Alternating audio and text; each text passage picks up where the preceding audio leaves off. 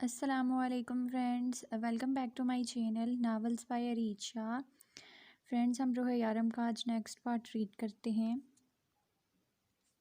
अम्मी, मैं आपसे कहना चाहता था कि उस दूसरी लड़की को मेरे साथ भेजने की क्या ज़रूरत है, सिर्फ रूह को ही भेजे ना। वो बड़े मज़े से उन्हीं के हाथों से पराठा खाते हुए बोला। क्यों, रूह भी तो एक लड़की है, उसे मैं तेरे साथ इस तरह से क्यों भेजूं? वो इसे घूर कर पूछने लगी। अम्मी, अगर आपको ये लगता है कि मुझे पता नहीं है कि आपको ये पता है कि रूह मेरी बीवी है, तो ये आपकी गलत फहमी है। यारम ने भरपूर अपने डिम्पल्स की नुमाइश करते हुए कहा। अच्छा, तो तुझे सब पता है? इस बार फातिमा बीबी भी मुस्कुराई थी। जी हाँ, मुझे सब पता है। आपको क्या लगता है वो आप ऐसे ही किसी लड़की को बाहर इतनी देर अपने बेटे के पास खड़ा कर देंगी? और मुझे ये भी पता है कि आप आज से नहीं बल्कि बहुत पहले से ये बात जानती हैं। मैं आपको कल रात ही सब बताने वाला था, पर रूह ने मना कर दिया। वो नहीं चाहती ये बात आपको दुख पहुंचाए। उसे लगता है मेरी शादी के बारे में सुनकर आपको बुरा लगेगा, और मैं जानता हूँ कि आप उस दिन से सब जानती हैं जिस दिन हमने पहली बार फ़ोन पे बात की थी। रूह का आपका नाम लेकर पुकारना ही मुझे शक में डाल गया था, लेकिन मैं आपसे ज़्यादा देर ये बात नहीं छुपा सकता था, वो भी तब जब मैं जानता हूँ कि आप सब सच जानती हैं। यारम ने उनका माथा चूमा। वो लड़की बचपन से जानती है मेरी हर बात। वो अपना सारा वक्त मेरे साथ गुजारती थी। मैं अक्सर उसे बताती थी कि मेरा बेटा आएगा, उसकी शादी करूँगी। कुछ ख्वाब थे जो मैंने सजाए थे तेरी शादी के लिए, इसीलिए रूह को लगा कि मुझे बुरा लगेगा तेरी शादी का सुनकर। लेकिन सच तो यह है कि तेरी शादी का रूह के साथ सुनकर मुझे बहुत खुशी हुई। वो क्या सच में माँ बनने वाली है? फातिमा बीबी ने पूछा तो यारम ने हाँ में सर हिलाया। मैं दादी बनने वाली हूँ। फातिमा बीबी की खुशी की इंतहा न थी, जबकि यारम उनकी खुशी देखकर बहुत खुश था। अब तो सारे गलत काम छोड़ दे, सिर्फ अपनी बीवी और बच्चे के बारे में सोच। फातिमा बीबी के कहने की देर थी, यारम का मूड फिर से ऑफ। अम्मी, आप सब कुछ जानती हैं, फिर भी इस तरह से क्यों कहती हैं? मैं ये काम नहीं छोड़ सकता और ना ही कभी छोड़ने का इरादा रखता हूँ। वो बस इतना कहकर उठकर कमरे में चला गया, जबकि फातिमा बीबी आज भी उसे उस रास्ते से हटा नहीं पाई थी जिस रास्ते वो 12 साल की उम्र से चला गया था। यारम जी, दुबई तो हमारे मुल्क से बहुत अलग होता होगा ना? वैसे हमारी रूह भी 5 महीने दुबई में रह के आई है, लेकिन वो दुबई के बारे में ज़्यादा बात नहीं करती। वो कहती है कि पाकिस्तान ज़्यादा अच्छा है। लेकिन आप तो इतने सालों से दुबई में थे, तो बताएं ना, दुबई आपको कैसा लगता है? तानिया उसके सामने बैठी दुबई की बातें कर रही थी, जबकि रूह बार बार दरवाजे से झांक कर ये देखने की कोशिश कर रही थी आखिर तानिया इसके शोहर से क्या बात कर रही है। जबकि कल रात तानिया का ये यारम की खूबसूरती पर तबसरा उसे पसंद न आया था। तानिया उसे बाहर खड़े देखकर दांत पीसते हुए बाहर आई। क्या मसला है तुझे? कोई काम कर, मुझे उनसे बातें करने दे।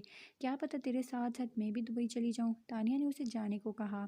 आप कैसे चलेंगी तानिया बाजी? रूह ने हैरान होकर उसे पूछा। आखिर उसके इरादे क्या थे? अरे बेवकूफ़ लड़की, जिसे मैंने दिल दिया वो तो बग़ैरत मुझे छोड़कर चला गया। अब अपनी ज़िंदगी के बारे में मुझे कुछ तो सोचना है, इसीलिए मैंने सोचा क्यों ना इन पर ट्राई करूं। वैसे भी माशाल्लाह से इतने खूबसूरत है कि हमारा तो पूरा ख़ानदान जल कर राख हो जाए। अब अगर मेरी शादी इनके साथ हो गई तो हम दोनों दुबई जाएंगे, तो अपने शोहर के साथ मैं अपने यारम जी के साथ हो जाऊंगी। तू अपना काम कर, मैं ट्राई मारती हूँ। तानिया ने उसे पूरी बात समझाकर वहाँ से जाने का इशारा किया, जबकि यारम के अ, पतले कान इसका सारा प्लान सुन चुके थे। और रूह का चेहरा देखकर यारम का दिल चाहा कि कहका लगाकर हंसे, लेकिन कहका कंट्रोल करने में उसका चेहरा सुर्ख हो चुका था। तानिया जी, मैं बोर हो रहा हूँ, प्लीज़ थोड़ी देर मुझे कंपनी देना, यारम ने तानिया के पीछे से आकर कहा। रूह जी, तब तक एक कप चाय बना दीजिए, यारम ने अपनी हंसी कंट्रोल करते हुए कहा, जबकि तानिया उसके साथ आकर वापस बैठ गई और रूह उसकी शक्ल देखते हुए बाहर चली गई। जनाब, कुछ चाय चाहिए और कंपनी चाहिए। तानिया बाजी की वो एक एक बर्तन पटकती अपना रोना रो रही थी, जबकि फातिमा बीबी कब से उसके पीछे आकर खड़ी हुई उसे पता भी ना चला। रूह, क्या कर रही है बेटा? बर्तन टूट जाएंगे। वो अपनी हंसी छुपाए पूछने लगी। कुछ नहीं फातिमा बीबी, चाय बना रही हूँ आपके बेटे के लिए, वो गुस्सा कंट्रोल करते हुए बोली। जब देखते ही देखते रूह ने अपने पत्ती के 2 नहीं बल्कि 4-5 चम्मच भर कर डाल दिए। रूह बेटा, ये क्या कर रही है? इतनी कड़वी चाय किसके लिए बना रही है? फातिमा बीबी परेशानी से आगे होकर पूछने लगी। फातिमा बीबी, उनके सर में दर्द है, इसलिए कड़वी चाय पियेंगे तो जल्दी आराम आएगा। फिर हमने जाना भी तो है आपकी रिपोर्ट्स लेने। रूह अपना गुस्सा कंट्रोल करते हुए चाय की पत्ती वाला डब्बा बंद करने लगी, जबकि फातिमा बीबी अपने बेटे की शरारत पर उसको मिलने वाली सज़ा के बारे में सोचकर बहुत खुश थी। जाए फातिमा बीबी ये चाय अपने बेटे को दे आईं। उसने ट्रे उनकी तरफ बढ़ाई। तूने बनाई है तो जाके खुद दे। फातिमा बीबी मुस्कुराते हुए सब्ज़ी काटने लगी और रूह ट्राई उठाकर बाहर निकल आई। अभी रूह ने कमरे में कदम रखा था जब फातिमा बीबी ने तानिया को आवाज़ देकर अपने पास बुलाया और वो उठकर बाहर चली गई।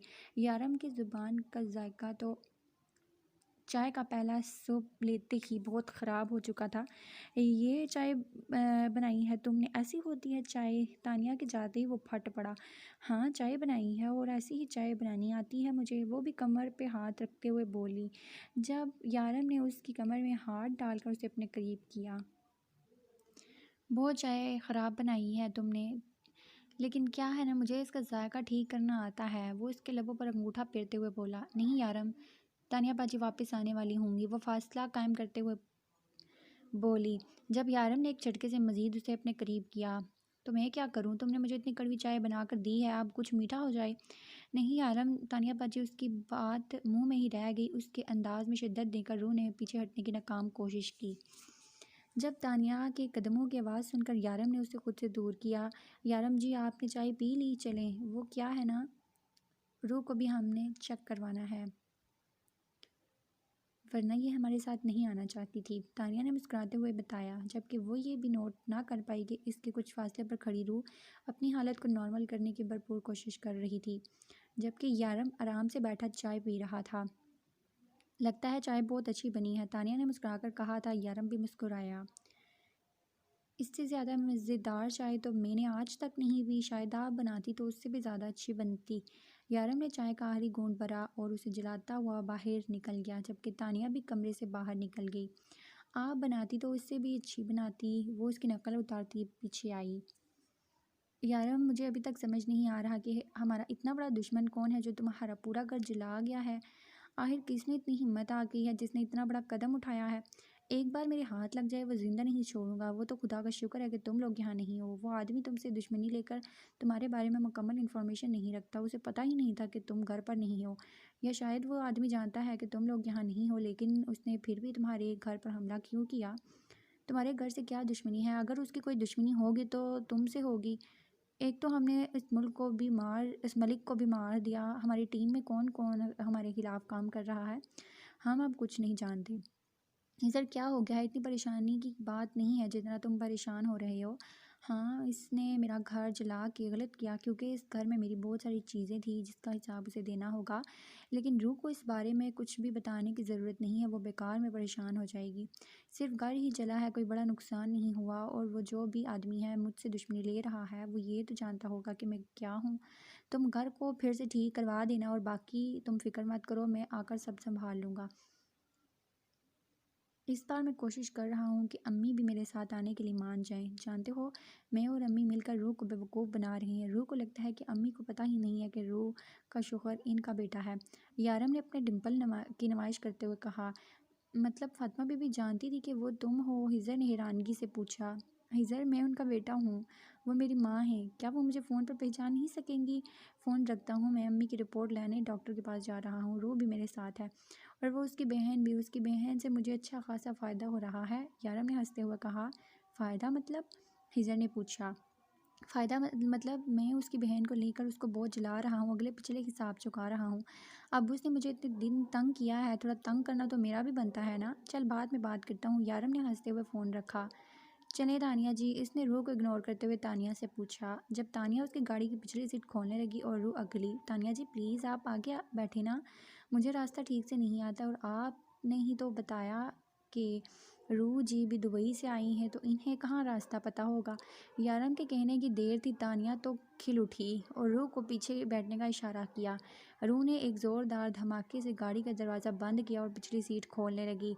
जब यारम ने अपने हाथ में पकड़े रिमोट से गाड़ी लॉक कर दी। ये तो खोल ही नहीं रही, रूह ने गुस्से से देखकर कहा। यारम ने मुस्कुराते हुए उसके हाथ पे हाथ रख के गाड़ी खोली। इतनी आसानी से तो खुल गई, आप भी ना रूह जी, यारम ने उसके गाल पर मीठी से जसारत करते हुए कहा, जबकि इसकी खुलेआम इस हरकत पर रूह गुस्से और शर्म से सुर्ख हो गई। जबकि तानिया बेखबर आगे बैठी ही यारम के साथ बैठने की खुशी मना रही थी। क्यों ना पहले आइसक्रीम खा ली जाए। क्यों ना पहले आइसक्रीम खा ली जाए, यारम ने सामने आइसक्रीम पार्लर देखते हुए कहा। रूह जो कब से उनकी बातों से इरिटेट हो रही थी फ़ौरन इनकार कर गई। जी नहीं, हम जो काम करने आए हैं पहले वो कर लेते हैं, वो गुस्से से बोली। रूह जी, इंसान का मूड भी होता है कुछ करने का, हम वही जा रहे हैं, सिर्फ रिपोर्ट से तो लानी है, ले आएंगे, पहले कुछ खा लें। क्यों तानिया जी, वो मुस्कुराते हुए तानिया से पूछने लगा। जी बिल्कुल यारम जी, आप ठीक कह रही हैं। तो कौन सा फ्लेवर खाएंगी आप? यारम ने एक बार फिर से मुस्कुराकर उसे देखा, जबकि तानिया को उसके डिंपल में अपना दिल में डूबता हुआ महसूस हुआ। स्ट्रॉबेरी, वो शर्माते हुए बोली। क्या चॉइस है आपकी, बिल्कुल आपकी तरह बहुत मीठी। यारम ने तो आज लाइन मारने के सारे रिकॉर्ड तोड़ दिए, जबकि रूह का दिल चाहा कि पूरी आइसक्रीम मशीन उठाकर उसके सर पर दे मारे। रूह जी, आपको कौन सा फ्लेवर पसंद है? अब वो पीछे मुड़कर उसे देखने लगा जब रूह ने बहुत लाड से चॉकलेट कहा, जो कि यारम का फेवरेट फ्लेवर था। बहुत बोरिंग चॉइस है आपकी, मगर तानिया जी आपका टेस्ट बहुत अच्छा है। हम दोनों स्ट्रॉबेरी खाएंगे। यारम के कहने की देर थी कि रूह की आंखों में मोटे मोटे आंसू आ गए। वो इस पर किसी और को फोकियत दे रहा था। वो अपने आंसू पीछे धकेलती गाड़ी से बाहर देखने लगी, जबकि यारम उसके आंसू का नोटिस लिए बगैर ही बाहर निकल गया। थोड़ी देर के बाद वो आइसक्रीम लेके वापस आया। अरे यारम जी, आप अपने लिए नहीं लाए?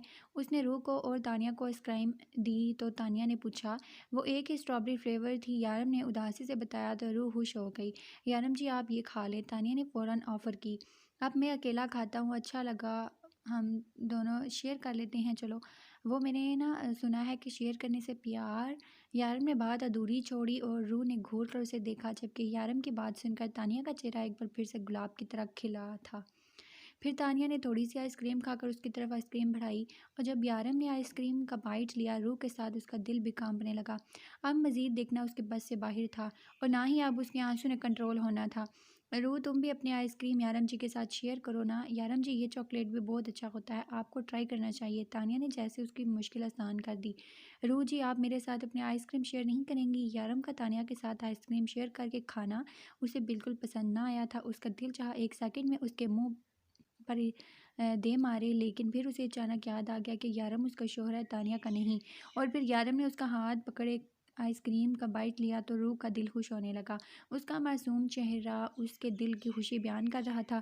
यारम बेख्तियार उसकी मासूमियत पर मुस्कुराया। अभी 2 मिनट पहले वो कितनी उदास थी। यारम चाहे उससे अपना बदला ले, उससे हिसाब पूरे करे, लेकिन सच ये था कि वो उसके चेहरे पर उदासी नहीं देख सकता था। हद हो गई, डॉक्टर को अपनी ज़िम्मेदारी का एहसास नहीं है क्या? पाकिस्तान में सब लोग एक जैसे हैं, किसी को अपनी ज़िम्मेदारी का एहसास नहीं। दुबई में चल के देखो, एक दुकान बंद नहीं होगी और यहाँ पूरा बाजार बंद है। यारम जी, गलती उनकी नहीं हमारी है, हमें घर से सोच समझ कर निकलना चाहिए था। आज जुमा का दिन है और जुमा के दिन क्लिनिक्स बंद होते हैं। तानिया ने गुस्सा देखकर कहा। जब यारम का गुस्सा कंट्रोल ना हुआ तो रूह बोली, ये पाकिस्तान है और पाकिस्तान में जुमे की कदर की जाती है, आपके दुबई की तरह नहीं। कहने को तो वो भी इस्लामी मुल्क है, लेकिन जुमे के दिन सारी दुकानें क्या पूरा बाजार खुला होता है? रूह ने गुस्से से कहा। भांजी भी मामू के जैसी है, बोल के दिखाओ पाकिस्तान के खिलाफ। यारम की बड़बड़ाहट रूह ने सुन ली, लेकिन इग्नोर करके वो वापस गाड़ी की पिछली सीट पर जा बैठी। कोई बात नहीं, आराम से फिर चले जाना, फातिमा बीबी ने उससे कहा, जबकि घर आने के बाद रूह ने अपनी शक्ल ना दिखाई थी, शायद उसे ज़रूरत से ज़्यादा ही जला दिया। हाँ ठीक है, हम सुबह दोबारा जाएंगे। वह तानिया को साथ नहीं भेजना, यारम ने फातिमा बीबी से कहा। और मैं रूह से क्या कहूँगी कि मैं उसे किसी गैर मर्द के साथ क्यों भेज रही हूँ? हद हो गई है, कुछ भी कह दीजिएगा, मुझे परवाह नहीं, बस ये मेरा आखिरी फैसला है, कल मैं और रूह जाएंगे। यारम बस इतना कहकर चला गया। जबकि फातिमा बीबी अपने ज़िद्दी बेटे को देख रही थी। बेटा माँ को फंसा के खुद निकल गया है, रूह भी चाहे और उसे तंग भी करना। या अल्लाह, शुक्र है आपका, आपने यारम के दिल में रूह के लिए मोहब्बत डाली। वो मुस्कुराते हुए अल्लाह से कहती फिर किचन में आ गई। आज फिर उन्होंने यारम की पसंद की कोई चीज़ बनानी थी। देखा कैसे फातिमा बीबी ने हमें नीचा दिखाने के लिए तानिया को अपने घर में रख लिया। अम्मी, आप नहीं समझती, पूरे मोहल्ले में हमारी थू थू हो रही है। उनके घर में जो उन जहान आदमी आया है, वो उन दोनों रूह वो दोनों तो चलो शादीशुदा है, लेकिन तानिया तानिया की वजह से पूरा मोहल्ला बातें सुना रहा है। आप तो घर से निकलती नहीं है, क्या आपको पता चले? मारिया रोज़ की तरह आज भी बातें सुनाते अपने कमरे में चली गई, जबकि वो सोच रही थी कि एक बेटी की शादी रूह के भेजे हुए पैसों से कर दी। इस हराम पैसे की वजह से आज भी उनकी बेटी सुख में नहीं। तानिया घर से भाग गई और मारिया की लड़कों के साथ दोस्ती उन बेटियों के लिए उसने रूह को बेच दिया था, और 18 साल पहले उस मासूम लड़के के साथ क्या किया आज उसे अपनी गलतियों का शिद्दत से एहसास हो रहा था। अगर फ़ातिमा बीबी की तरह वो भी काबिल माँ बनती तो आज उसे अपनी औलाद की बदतमीज़ियाँ ना सहनी पड़ती। रात वो इसके सामने ना आई, अब उसे बेचैनी होने लगी थी। ये तो पक्की बात है रूह इससे नाराज़ है, लेकिन वो इसके सामने क्यों नहीं आ रही? 3 बार वो उसके कमरे तक गया, लेकिन वो सामने आने का नाम नहीं ले रही थी। वो तो खाना खाने के लिए भी बाहर ना आई। अब यारम के बर्दाश्त से बाहर था। उसने फ़ातिमा बीबी से भी अच्छी खासी शिकायतें की, लेकिन उन्होंने कहा कि वो सो चुकी है। ऐसे कैसे सो गई? अभी तो मैंने बात भी नहीं की उससे। बिल्कुल ठीक नहीं कर रही आपकी बहू मेरे साथ, वो गुस्से से कहता उनकी गोद में लेट गया, जबकि वो उसकी बिछनी पर हंसते हुए उसके सर पर हाथ फेरने लगी। खुद उसे तंग करता है, फिर खुद ही उसकी बेरहमी बर्दाश्त नहीं कर सकता, फ़ातिमा बीबी ने हंसते हुए कहा। थोड़ी देर के बाद फ़ातिमा बीबी अपने कमरे में चली गई, जबकि यारम को नींद ना आई। रात के तकरीबन 1 बजे वो उनके कमरे में आया, बिना आवाज़ पैदा किए आराम से रूह को उठा के अपने कमरे में ले आया। उसने ये सब कुछ इतने ना महसूस अंदाज में किया कि रूह जागी तक नहीं। यारम ने उसे आहिस्ता से लाकर लटाया बेड पे और प्यार से उसके लबों को छुआ और दूसरी तरफ आके खुद लेट गया। उसे देखते देखते न जाने कब उसकी आंख लग गई। रूह की आंख खुली तो अपने आप को ख्वाब में समझ कर मुस्कुराते हुए यारम के गाल पर हाथ रखा, लेकिन चारों तरफ गूंजती अजान की आवाज़ ने उसे एहसास दिलाया ये कोई ख्वाब नहीं बल्कि यारम सच में उसके साथ है। मैं फ़ातिमा बीबी के साथ उनके कमरे में थी तो यहाँ कैसे आई? अपने आप को यारम के हिसार में कैद पाकर फटाफट अपने आप को छुड़वाने की कोशिश की, लेकिन यारम नींद में भी उसे रहाई देने को तैयार ना था। यारम छोड़े मुझे, मैं यहाँ कैसे आई? यारम छोड़े। वो उठते हुए यारम का हिसार तोड़ने की कोशिश में थी, लेकिन यारम था जो उसे मज़ीद अपने आप में भीजे जा रहा था। यारम आप मुझे छोड़ रहे हैं या नहीं? क्या कर लोगी तुम? अब वो बराह रास्त उसकी आंखों में झांकते हुए पूछने लगा। यानी वो कब से जाग कर उसे सताने में लगा था और रूह को लगा कि वो नींद में उसे तंग कर रहा है। आप मुझे यहाँ क्यों लाए हैं? वो गुस्से से पूछने लगी। मुझे मेरी बीवी के बगैर नींद नहीं आती। जो अब उसके साथ ही उसे एक बार फिर से अपने साथ लगाने लगा। मेरे बगैर नींद नहीं आती या तानिया बाजी के बगैर? हाँ, देखा था कल कैसे चिपक रहे थे दोनों, एक साथ आइसक्रीम खा रहे थे, वो भी शेयर करके। अब भी जाए ना उन्हीं के पास, उठें। उठा के लाना था यहाँ मुझे क्यों? रूह बिना सोचे समझे बोली। यार वो मेरी बीवी थोड़ी है जो मैं उसे लाऊंगा, अब उसके लिए वेट करना होगा, फिलहाल तुम्हारे साथ ही गुजारा करूंगा। उसकी आधी बात पर वो खुश होगी, लेकिन अगली ही बात पर उसके सीने पर दो जोरदार मुक्के मारने लगी, जो यारम हंसते हुए बड़े मज़े से खा रहा था। जब यारम ने उसके दोनों हाथ पकड़कर ऊपर की तरफ सराहने से लगाए और अपनी बात की सफाई दी बगैर उसकी गर्दन पर झुका, जबकि उसके इस तरह से करीब आने पर रूह घबरा कर बात बदलने लगी। यारम आपने मुझे क्यों नहीं बताया कि फ़ातिमा बीबी आपकी माँ हैं? वो मुकम्मल बहके जा रहा था जब रूह बोली। तुमने मौका ही कब दिया जब सारी सच्चाई तुम पे खुली कि मैं शेख नहीं बल्कि यारम हूँ, तब तुम मुझे छोड़कर यहाँ चली आई। अच्छा यारम अब छोड़ दें, फ़ातिमा बीबी अभी नमाज के लिए जाग जाएंगी, अगर उन्होंने मुझे वहाँ ना देखा तो ढूंढने लगेंगे और यहाँ आ गई तो प्लीज़ प्लीज़ जाने दो मुझे। रूह ने बहुत मोहब्बत से कहा। ठीक है जाओ, लेकिन आज रात तुम यहाँ मेरे साथ गुजारोगी और अब मैं कोई बहाना ना सुनूं, क्योंकि अगर तुम नहीं आई तो मैं तुम्हारी तानिया बाजी को बुला लूँगा, यारम ने डिम्पल की नुमाइश करते हुए कहा। यारम आप, वो गुस्से से बस इतना बोली। चलो जाओ वरना नहीं जाने दूंगा। यारम ने उसे आज़ादी दी तो फ़ौरन वो उठकर कमरे से बाहर निकल गई, जबकि उसकी जलन पर वो खिलकर हंसा था। तुम्हारी हर अदा जानलेवा है। रूह ने बहुत मोहब्बत से यारम के लिए नाश्ता बनाया, लेकिन उसका ध्यान तानिया के बनाए हुए नाश्ते पर था। ये किसके लिए इतनी मेहनत से बना रही थी? लेकिन तब पता चला जब वो ट्रे में सजाती यारम के कमरे में गई, वो भी उसके पीछे आई। यारम जी, आज सुबह सुबह मैंने आपके लिए नाश्ता बनाया है, वो कमरे में कदम रखते हुए कहने लगी। Thank you so much Tania ji, आपको मेरा कितना ख्याल है। रूह को पीछे देखकर यारम ने फ़ौरन कहा। जब रूह बिना कुछ बोले पलट कर जाने लगी, लेकिन मैं तो अंडे नहीं खाता, यारम ने फ़ौरन कहा। तो रूह खुशी से फ़ौरन पलटी। मैंने छोले पूरी बनाए हैं। आवाज़ में इतनी एक्साइटमेंट थी कि यारम के इनकार करने के कोई चांस ना थे। क्यों नहीं, आज वही खा लेंगे, यारम ने कहा तो वो फ़ौरन किचन की तरफ भागी। ये क्या है यारम भाई? ये क्या यारम भाई, आपने तो कहा था कि रूह को जलाना है। तानिया ने बदमज़ा होते हुए उसे देखा। बस बहुत हो गया तानिया, आप नहीं, आप मैं उसे उदास नहीं देख सकता, यारम ने उसे देखते हुए कहा तो वो मुस्कुरा दी। हाय आप कितना प्यार करते हैं उससे, तानिया खुशी से बोली। तो यारम भी मुस्कुराया। मैं खुद भी नहीं जानता कि मैं उससे कितना प्यार करता हूँ, वो कहते हुए कमरे से बाहर निकल गया। रूह तानिया ने मशीन लगा ली है, तुम यारम के साथ डॉक्टर से रिपोर्ट ले आओ। घबराने की ज़रूरत नहीं है, मेरा बेटा है, फ़ातिमा बीबी ने मुस्कुराते हुए कहा तो वो भी मुस्कुराई। ठीक है फ़ातिमा बीबी, मैं चली जाऊँगी, मैं तैयार होती हूँ। वो खुशी खुशी कमरे में चली गई। शुक्र है आज तानिया बाजी उनके साथ नहीं जा रही थी। वो काफ़ी अच्छे से तैयार हुई। आहिर यारम के साथ कहीं बाहर जा रही थी। वो तैयार होकर बाहर आई तो यारम उसका इंतज़ार कर रहा था। वो उसे आता देखकर मुस्कुराया। उसकी माँ ने उसकी बात मान ली थी। उसकी खुशी बता रही थी कि यारम के साथ आकर वो बहुत खुश है। यारम उसके साथ बहुत खुश था। उसका फ़िलहाल अस्पताल जाने का कोई इरादा ना था। वो वापसी भी अस्पताल जाने वाला था। फ़िलहाल वो रूह के साथ एंजॉय करने वाला था। यारम जल्दी घर चलते हैं ना, वो लोग क्या सोचेंगे। अरे यार कह देंगे ट्रैफिक बहुत है, वैसे भी पाकिस्तान में ट्रैफिक बहुत है। यारम एक बार फिर से पाकिस्तान को बीच में ले आया तो रूह ने घूरा। सॉरी मैं भूल गया था, तुम्हारे पाकिस्तान के खिलाफ एक लफ्ज़ नहीं बोलना। यारम ने उसका मूड ऑफ देखकर कहा। यारम मैं आपसे एक बात कहूँगी, मानेंगे। रूह उसके कंधे पर सर रखे बोली। मेरी जान जो कहेंगी मैं मानूंगा। वो उसके माथे पे अपने लब रखते हुए बोला। जब रूह ने उसका हाथ थामा और अपने सर पर रखा। यारम कसम खाएं कि आज के बाद आप किसी की जान नहीं लेंगे। वो इतनी यकीन से उसे कह रही थी। यारम चाह कर भी इनकार ना कर पाया। रूह में कोई गलत काम नहीं करता। उसने यकीन दहानी चाही। मैं जानता हूँ यारम, फिर भी आप किसी की जान नहीं लेंगे, कसम खाएं। यारम ने कुछ सोचते हुए हाँ में गर्दन हिलाई। और अब उसका इरादा सीधा अस्पताल जाने का था। आपकी मदद को आपकी मदर को कैंसर है, लास्ट स्टेज, हम उन्हें नहीं बचा सकते। अब उनका कोई इलाज नहीं। डॉक्टर ने उनके सर पर धमाका किया था। डॉक्टर कोई चांस होगा, कोई तो इलाज होगा। रूह ने यारम को देखा जो खुश खामोशी से बैठा डॉक्टर की बात सुन रहा था। कोई चांस नहीं है, उन्होंने बहुत देर कर दी है। शायद वो अपनी बीमारी के बारे में खुद भी जानती थी। आई एम सॉरी, अब उनके बचने का कोई चांस नहीं है, इसलिए हमने जल्द से जल्द उनके किसी करीबी रिश्तेदार को बुलाने के लिए कहा था। डॉक्टर रिपोर्ट उनके हाथ में थमा कर जा चुका था, जबकि यारम कितनी देर वहीं बैठा रहा।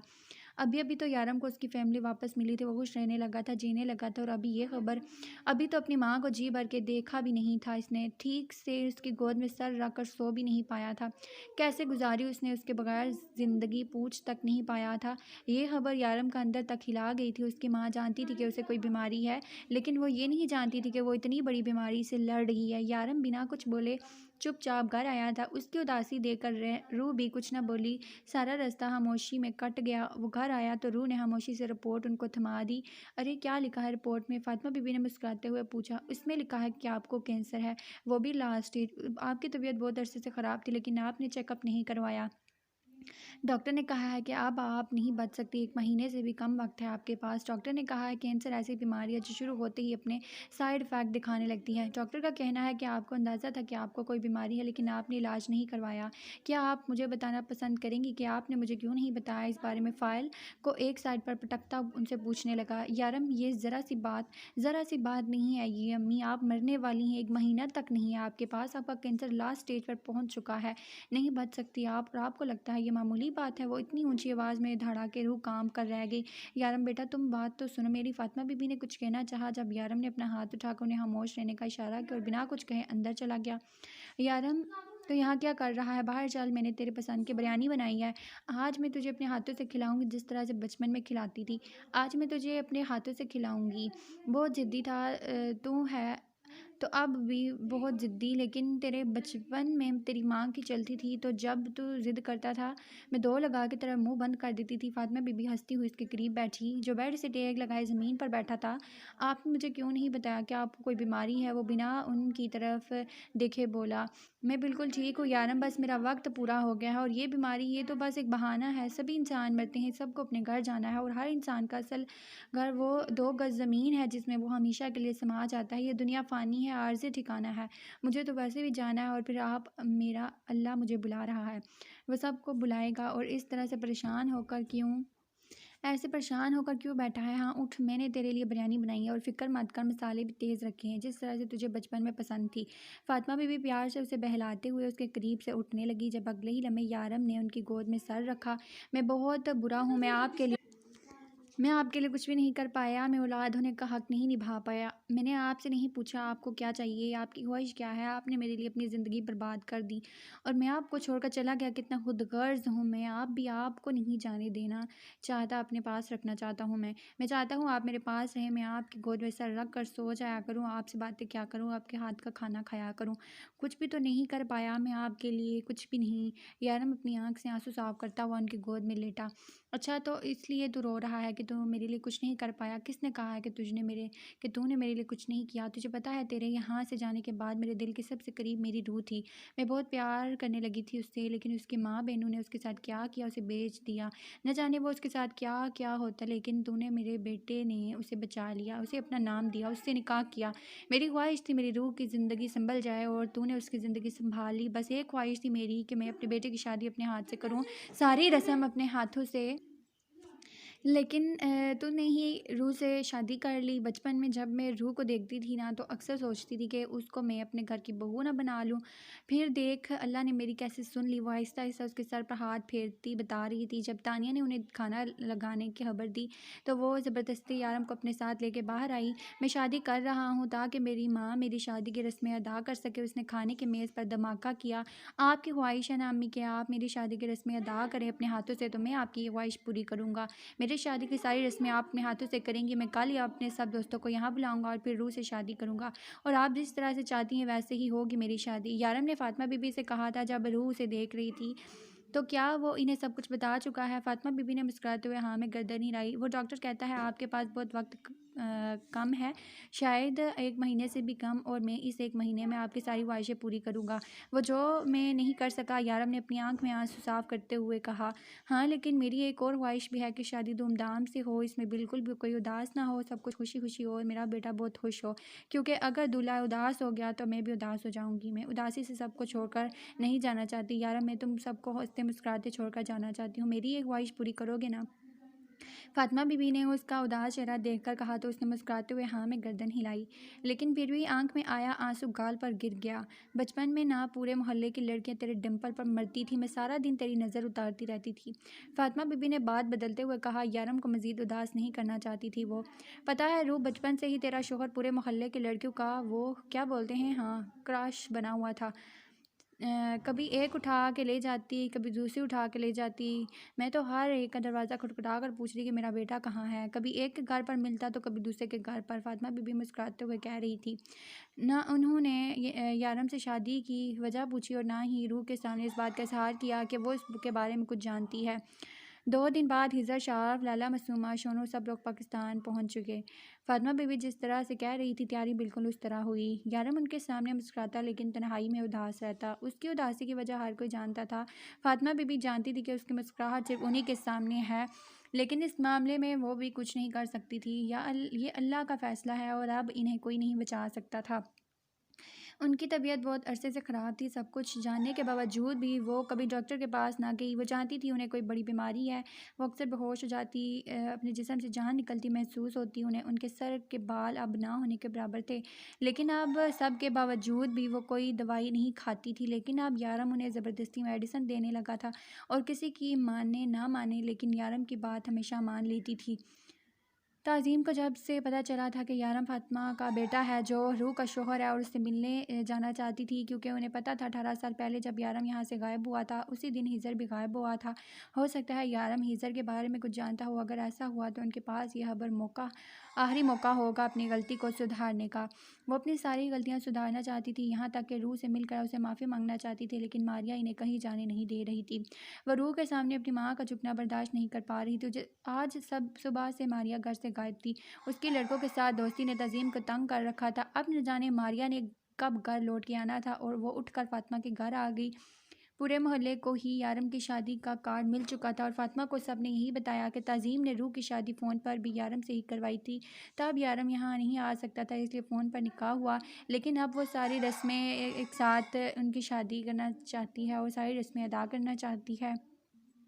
ताज़ीम यहाँ आकर रूह से मिली और उसे अपने किए की माफ़ी मांगने लगी। वो नाजुक दिल लड़की इस औरत को रोते हुए नहीं देख सकी। बस करें अम्मी, आप क्यों मुझे गुनहगार कर रही हैं?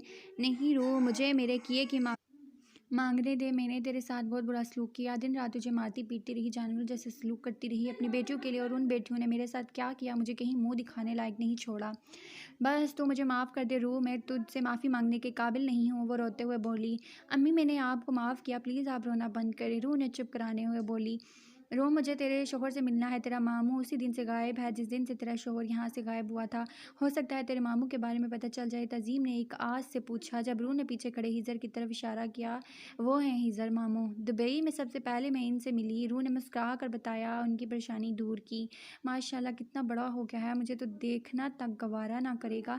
तज़ीम ने मुस्कुराते हुए उसे देखा, फिर शर्मिंदगी से एक बार फिर नज़र झुका गई।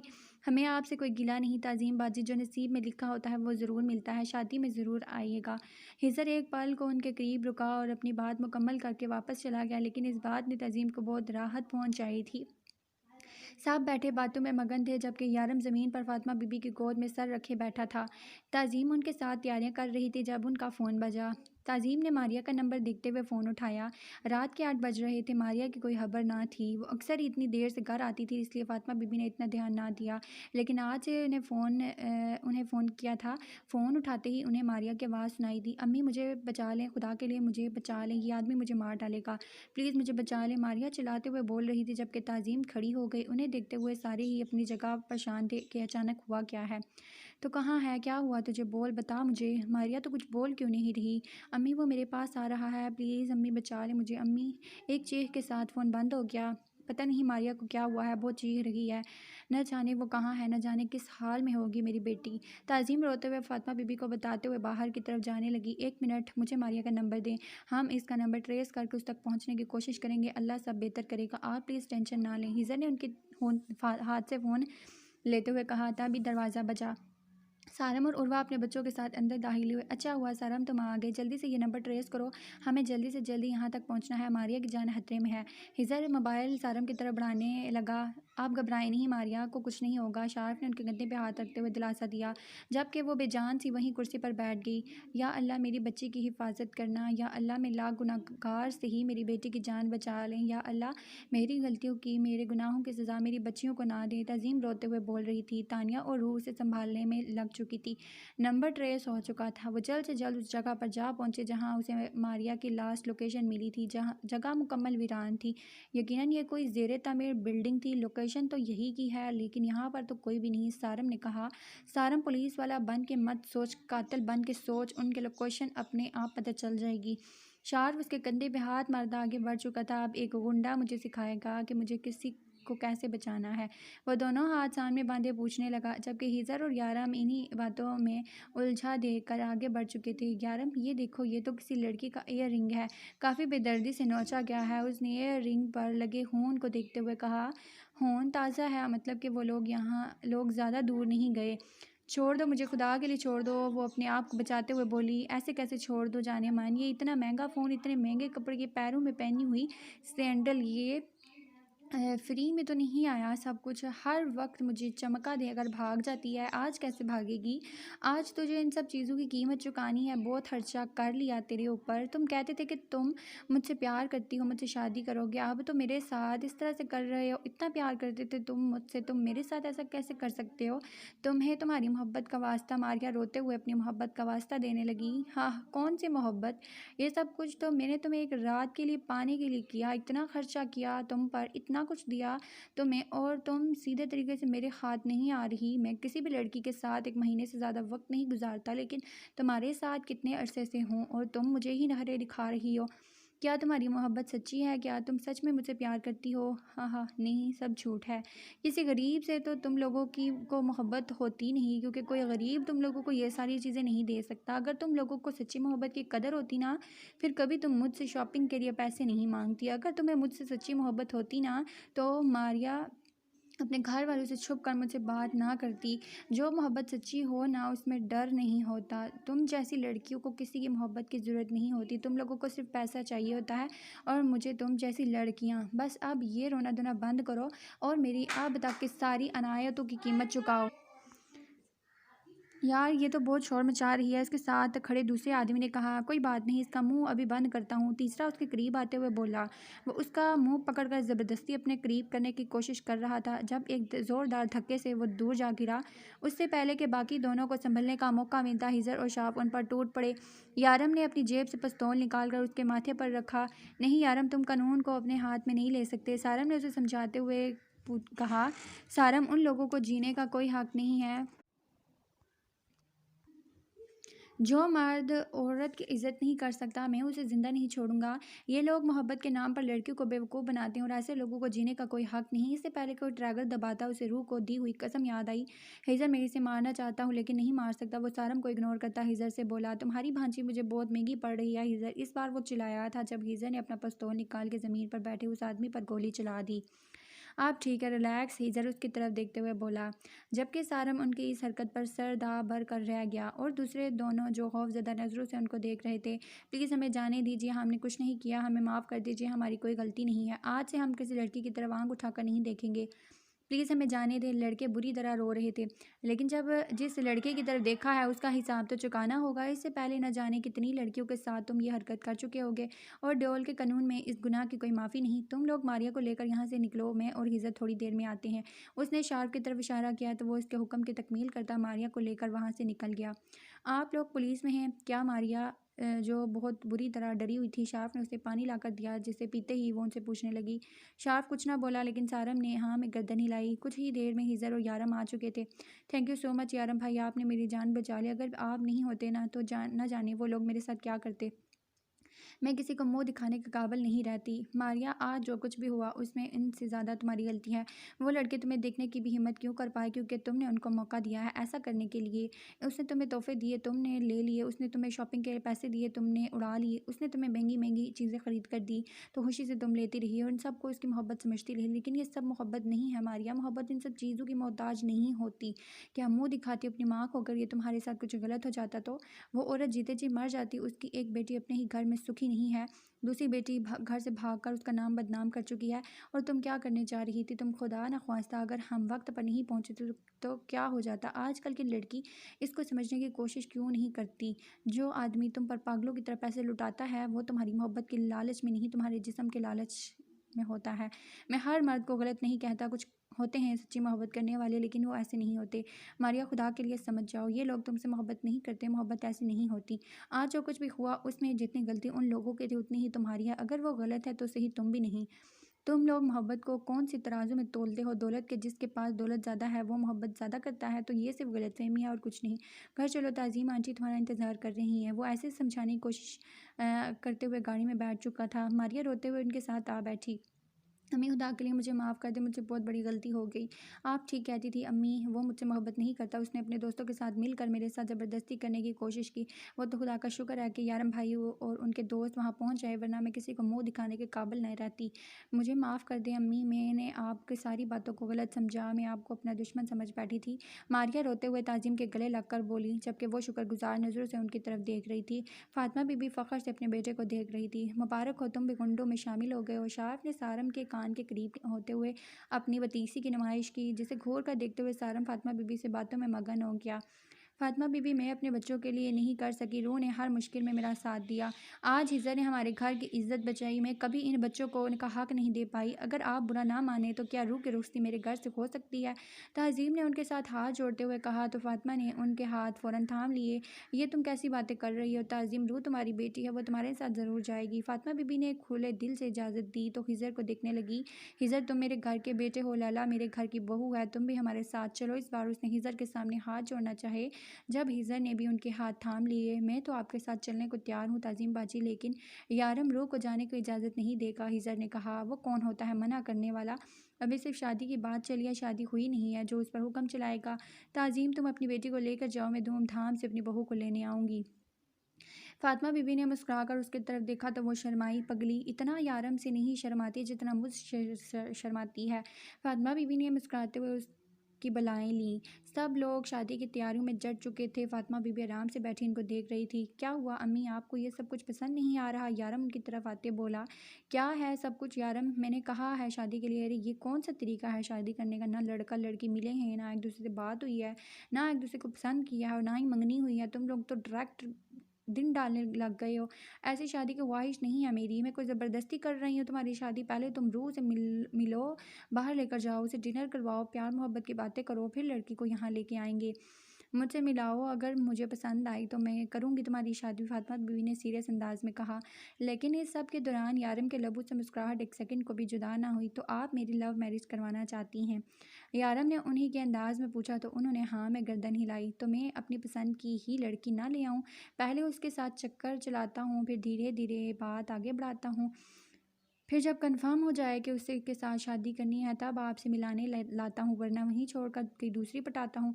यारम उन्हें देखते हुए बोला, जबकि उनकी घूरी पर वो खामोश हो गया। मेरी बहू बन के रूह ही इस घर में आएगी, शराफत से रूह को जाकर पटाओ ताकि मैं इसके घर रिश्ता लेके जाऊँ। फातिमा बीबी के अंदाज पर वो कहका लगाकर हंसा।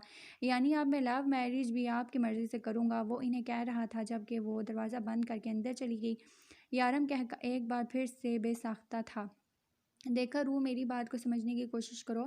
कल तुम और यारम एक होटल में मिलने वाले हो और वहाँ सब कुछ परफेक्ट रहना चाहिए।